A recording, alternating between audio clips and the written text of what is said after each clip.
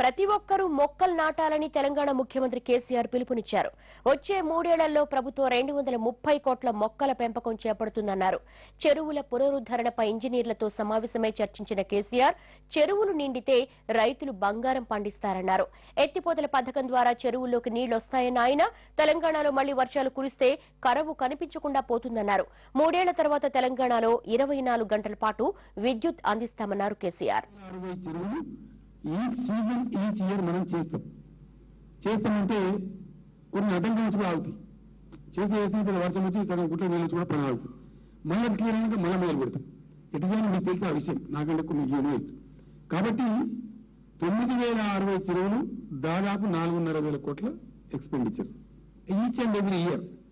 అంత పట్టుదలగా చేయాలి. ఇప్పుడు చేస్తుంటాం, నెక్స్ట్ ఇంకోటి చేస్తాం. ఏం చేస్తాం? Simultaneous our survey continues. ఈ పని చేసి అప్పటికి చూద్దాం. ఊరుకోకుండా ఏం చేస్తాం? మరి మీ మంత్రి గారు మీరు నిర్ణయించండి మీరు ఎట్లా చేస్తారో. మళ్ళీ 9,000 చేయాలి, మళ్ళీ అడిగి చేయాలి కదా. ఇప్పుడు ఎట్టి పరిస్థితులు మళ్ళీ వాటి సర్వేలు జరుగుతూ ఉండాలి, వాటి ఎస్టిమేట్ జరుగుతూ ఉండాలి, వాటి డీటెయిల్ ఎస్టిమేట్ జరుగుతూ ఉండాలి. అవి టెండర్ పిలిచేటువంటి టెండర్ పిలుస్తారో ఏం చేస్తారో అనే పరిస్థితి రావాలి.